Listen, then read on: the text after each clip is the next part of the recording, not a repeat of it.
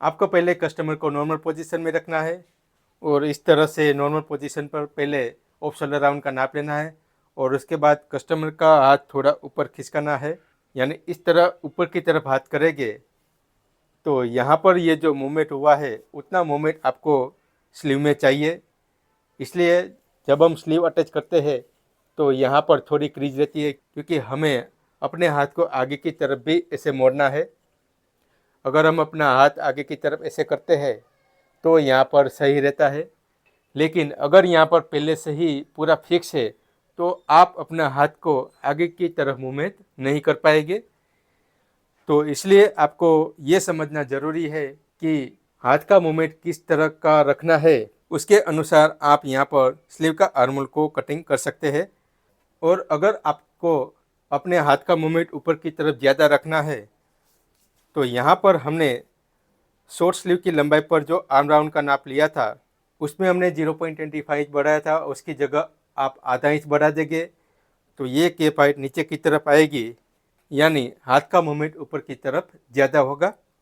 तो हाथ का मूवमेंट ऊपर की तरफ ज़्यादा रखना है तो आपको शॉर्ट स्लीव का लेंथ पर जो आर्म राउंड का नाप है उसको ज़्यादा बढ़ाना है और उसी के अनुसार कस्टमर अपना हाथ ऊपर की तरफ मूवमेंट कर पाएंगे।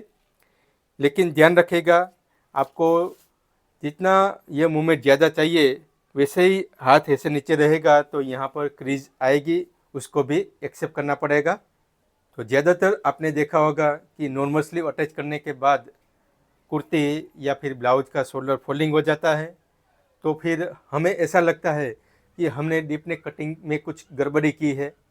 ऐसा कुछ नहीं है, आपने जिस तरह का डीप नेक कटिंग किया है आपको सिर्फ उसमें स्लीव का कटिंग को चेंजेस करना है। स्लीव का कटिंग आप चेंजेस कर लेंगे तो यहाँ पर ऑटोमेटिकली सभी प्रॉब्लम का सॉल्यूशन हो जाएगा। तो ये लेक्चर अनुसार आपको समझ में आ गया होगा कि जैसे ऑफ शोल्डर बनाना है तो ये पार्ट हमें डीप नेक बनाना है तो ज़्यादा चाहिए, और ये कॉलर नेक बनाना है या क्लोज नेक बनाना है तो कम चाहिए। स्लीव का ये जो विड्थ है वो यहीं पर आता है, यानी ये जो पट्टा है वो पट्टा ही ये केप का विड्थ होता है। तो कॉलर में ये कम चाहिए लेकिन डीप नेक में ये ज़्यादा चाहिए, इसलिए यहाँ पर हमने इसको बढ़ाया है। अब यही शेप अनुसार हम स्लीव कटिंग कर लेते हैं। पहले हमें फोल्ड करके कटिंग करना है। अब यहाँ पर हम थोड़ा एक्स्ट्रा कटिंग कर लेते हैं।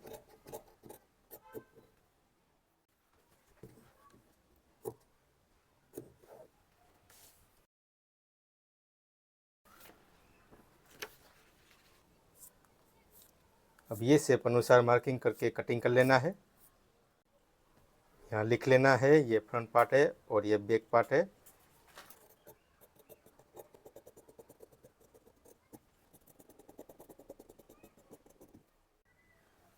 अब हम राइट साइड की स्लीव में स्विंग करके लगाएंगे और लेफ़्ट साइड में हम टक्स लगाकर बनाएंगे।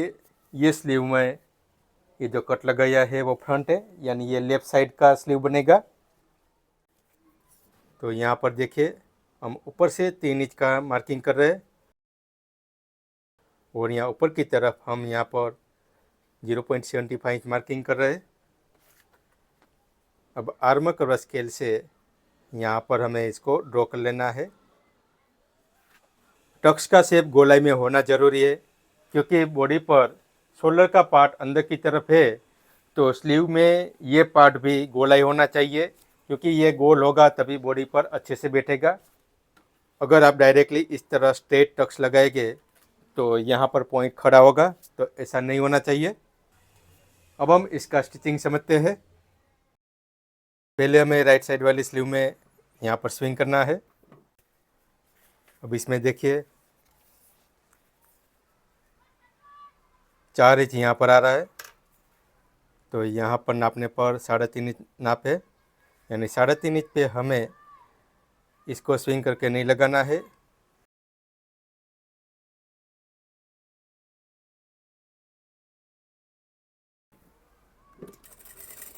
अब यहाँ पर पहले नॉर्मल सिलाई लगाए, अब उसके बाद फुट के पीछे अपनी उंगली रख देना है और यहाँ पर कपड़े को क्रीज करना है। ये मार्क तक ही करना है। तो देखिए कपड़ा स्विंग करने पर यहाँ पर इस तरह ये उठा हुआ रहता है। अब ये पफ के कारण ये स्लीव एक इंच अंदर की तरफ रहेगी, तो यहाँ पर गोलाई शेप बनता है, जिसके कारण पहनते वक्त यहाँ पर फिनिशिंग अच्छा रहता है और ये पार्ट खींचा हुआ नहीं रहेगा। अब दूसरी स्लीव में हमें टक्स लगाना है, इसमें हम स्विंग नहीं करेंगे। यहाँ पर आपको सिलाई छोटी कर देनी है। यहाँ पर पॉइंट ना बने इसलिए थोड़ा नीचे की तरफ धारी पर ले जाए और यहाँ पर लॉक स्टिच करें। अब देखिए इस तरह टक्स लगाने पर यहाँ पर भी गोलाई शेप बनता है। देखिए इस तरह यहाँ पर ये उठा हुआ रहता है। अब इसमें हमें सिलाई कर देना है।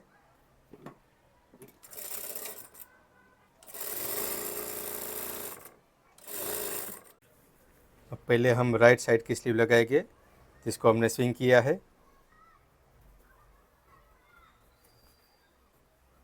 देखिए गोल स्लीव चढ़ाने के लिए ये मार्जिन को इस तरह फोल्ड करने की आवश्यकता नहीं है। आप इसका जॉइंट मिलाए और दोनों पार्ट का मार्जिन यहाँ बाहर की तरफ रख दीजिए।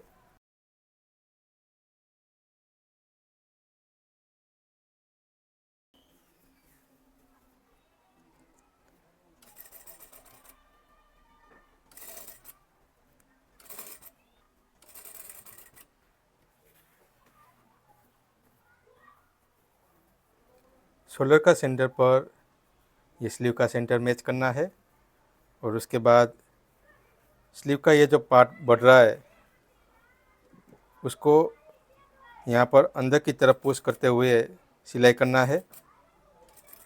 ध्यान रखें यहाँ पर चपटी नहीं आनी चाहिए।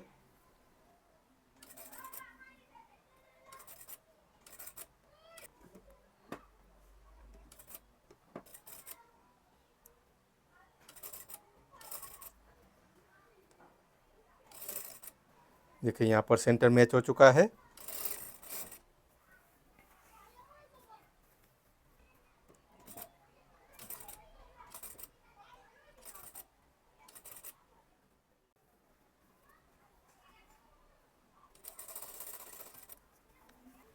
अब दोनों पार्ट का मार्जिन यहाँ अपनी साइड रख देना है।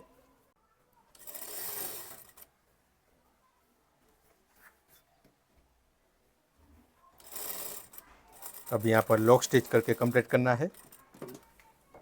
देखिए तो यहाँ पर मार्जिन भी अलग अलग रहेगा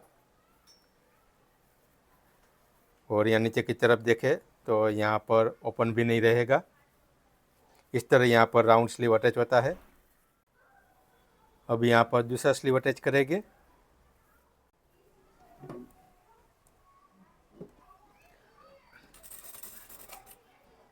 आप यहाँ पर नॉर्मल तरीके से भी स्लीव लगा सकते हैं। जैसे हमने पहले बताया था कि सिलाई मार्क से आधा इंच की दूरी से सिलाई शुरू करना है।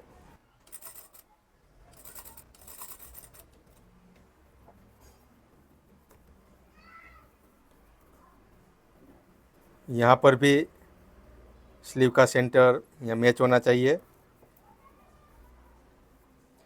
तो देखिए यहाँ पर ये कपड़ा ज़्यादा लग रहा है, तो हमें स्लीव के कपड़े को अंदर की तरफ पुश करते हुए सिलाई करना है।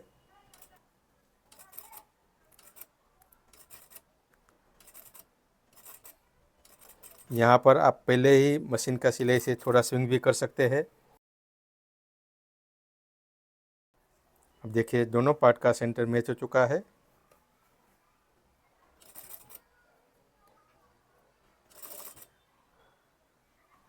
टक्स का मार्जिन को पीछे की साइड रख सकते हैं या फिर इस तरह ये मार्जिन को स्प्रेड कर दीजिए।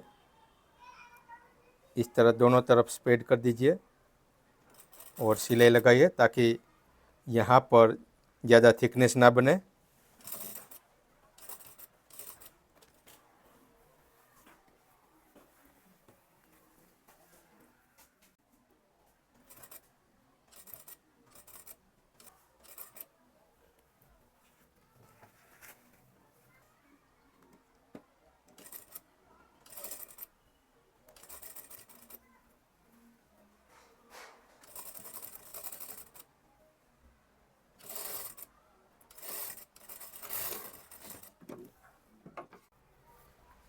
अब राइट साइड की स्लीव में देखें, यहाँ पर हमने मशीन की सिलाई से स्विंग किया है, इसलिए ये पार्ट पर ऐसे उठा हुआ रहता है।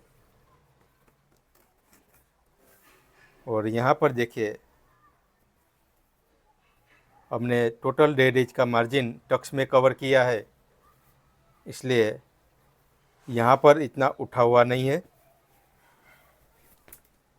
अब पीछे की तरफ देखें, यहाँ पर थोड़ा लूज रहना ज़रूरी है, क्योंकि शोल्डर का पार्ट अंदर की तरफ स्टॉप किया है, इसलिए बॉडी में ये अंदर की तरफ रहेगा और स्लीव में ये पार्ट ढीला रहेगा, तो पहनते वक्त यहाँ पर खिंचाव नहीं आएगा। गोल स्लीव का मार्जिन के बारे में भी साथ में समझ लेते हैं। तो देखिए, स्लीव जैसे नीचे की तरफ डाउन होती है तो यहाँ का मार्जिन इस तरह ओपन होता है, लेकिन यहाँ पर हमने पूरा सिलाई किया रहता है, जिसके कारण यहाँ पर मार्जिन ओपन नहीं होता है और आर्मोल की तरफ यहाँ पर खिंचाव आता है। देखिए इस तरह। अगर यहाँ पर ये पूरा स्लीव जॉइंट किया है तो हाथ को ऊपर करने में कोई दिक्कत नहीं है। ये जॉइंट को हाथ को ऊपर करने से कोई लेना देना नहीं है। जैसे हाथ नीचे की तरफ रहेगा तब ये जॉइंट को यहाँ पर हमें ओपन करना पड़ता है। देखिए इस तरह स्लीव का पार्ट यहाँ नीचे की तरफ आया तो अंदर की तरफ का मार्जिन भी इस तरह ज़्यादा ओपन हो जाता है और यहाँ पर खिंचाव नहीं आने से पहनते वक्त आर्मोल में क्रीज नहीं आता है। तो आर्मोल में क्रीज आने की एक वजह ये मार्जिन भी होता है, इसलिए हमने बताया है कि आपको सिर्फ सिलाई मार्क से आधा इंच की दूरी तक से ही सिलाई शुरू करना चाहिए, ताकि बाकी का पार्ट ओपन रहे और पहनते वक्त यहाँ पर खिंचाव ना आए। और दूसरा काम ये करना है, स्लीव अटैच करने के बाद आपको आर्मोल में थोड़ा कट लगा देना है। इंटरलॉक करने के बाद आप ये कट कर सकते हैं, क्योंकि यहाँ पर बॉडी आर्मर राउंड टाइट होता है और हाथ का मूवमेंट ऐसे नीचे की तरफ होने पर ये मार्जिन ऐसे नीचे आएगा और इसमें कट लगा है, इसलिए ये ओपन रहेगा, तो यहाँ पर भी खिंचाव नहीं आएगा। अब कस्टमर को ये कुर्ती पहना कर समझते हैं कि इसका फिटिंग और फिनिशिंग कैसा आया है। अब यहाँ पर देखिए, हमने स्लीव को चेंजेस किया, तो लेफ़्ट साइड वाली स्लीव में टक्स लगाने से यहाँ पर जो कपड़ा ज़्यादा था वो टक्स में एडजस्ट हो गया, इसलिए यहाँ पर फ्लैट शेप आया है। और राइट साइड की स्लीव में हमने यहाँ पर टक्स नहीं लगाया है और उसकी जगह स्लीव के आर्मोल को स्विंग किया है, जिसके कारण यहाँ पर इस तरह उठा हुआ फिनिशिंग आता है। बैक साइड में भी देखें, यहाँ पर इस तरह ये पफ क्रिएट होता है। ये जो एरिया है उसको केप विथ बोलते हैं, वो एरिया बड़ा है, लेकिन जैसे हाथ ऊपर करते हैं तो ये मूवमेंट के लिए ये एरिया चाहिए होता है। आगे की तरफ ही हाथ को करे तो देखिए यहाँ पर ये फ्लैट होता है। अब यहाँ पर देखिए, हाथ का मूवमेंट आगे करने पर यहाँ पर नेक और शोल्डर खींच नहीं रहा है। अगर स्लीव का ये केप विथ टाइट होता तो हाथ को आगे की तरफ करने पर नेक खींचता और शोल्डर भी फॉलिंग हो जाता। तो इसलिए यहाँ पर हमें समझना है कि डिप नेक के लिए स्लीव का ये केप विथ लूज होना ज़रूरी है, तभी हाथ का मूवमेंट आगे की तरफ या नीचे की तरफ अच्छे से हो पाएगा। इसलिए हमें ये केप विथ को मैनेज करना होता है। अब जैसे हाथ नीचे रखेंगे तो यहाँ पर क्रीज दिखेगी, लेकिन हैंड का मूवमेंट के लिए ये केप विथ को लूज रखना ज़रूरी रहता है। और आपको इसी पोजीशन में अच्छा फिटिंग चाहिए तो ये केप विथ को यहाँ पर अंदर की तरफ इसको एडजस्ट करना होता है। इसका मतलब है कि हमें ये केप विथ का एरिया को हमें टाइट करना पड़ेगा, ज़्यादा कटिंग करना पड़ेगा। और शोल्डर जितना अंदर की तरफ रहेगा उतना बॉडी पर अच्छा फिटिंग के साथ बैठेगा, क्योंकि बैक पार्ट का ये एरिया में कपड़े का बिल्कुल सपोर्ट नहीं रहता है, जिसके कारण हाथ का मूवमेंट आगे की तरफ होता है, ऐसे ऊपर की तरफ होता है, फिर बाद में वापस नीचे की तरफ होता है। तो अगर ये शोल्डर बाहर की तरफ रहता तो शोल्डर फोल्डिंग हो जाता, और ये शोल्डर अंदर की तरफ स्टॉप किया है, इसलिए इसका फोल्डिंग होने का चांस कम रहेगा। अगर इसमें डोरी लगाई हो तो इसमें कोई इश्यू नहीं रहेगा, लेकिन बिना डोरी का आपको इस तरह से शोल्डर पर स्टॉप करना है तो आपको स्लीव का कैप विड्थ भी ज़्यादा बढ़ाना पड़ेगा, और स्लीव की विड्थ कम होगी तो शोल्डर नीचे की तरफ झुकेगा, और एक्रॉस मेजरमेंट हमने जो रिड्यूस किया है जिसके कारण ये पार्ट बाहर की तरफ खींचा हुआ आएगा। और वैसे भी डीप नेक में आप पफ स्लीव लगाते हैं तो उसमें भी हम ऊपर की तरफ कैप हाइट को बढ़ाते हैं, और कैप विड्थ रहता है उसमें भी हम ज़्यादा मार्जिन रखकर कटिंग करते हैं। लेकिन शोल्डर पर हम गैदरिंग देते हैं, यानी छोटी छोटी चपटी देते हैं, और उसके कारण फिटिंग और फिनिशिंग अच्छा आता है। लेकिन जिस कस्टमर को पफ स्लीव नहीं चाहिए तब आप कैसे बनाओगे? तो इसके लिए हमें डीप नेक और कॉलर नेक दोनों पार्ट के लिए हमें स्लीव का कैप हाइट और स्लीव का कैप विड्थ दोनों को एडजस्ट करना ज़रूरी रहता है। तो आज के लेक्चर में हमने जो समझा उसके बारे में आपको ज़्यादा से ज़्यादा प्रैक्टिस करना है। तो मिलते हैं हम नेक्स्ट लेक्चर में नए टॉपिक के साथ। आज का ही आपका दिन शुभ रहे। धन्यवाद।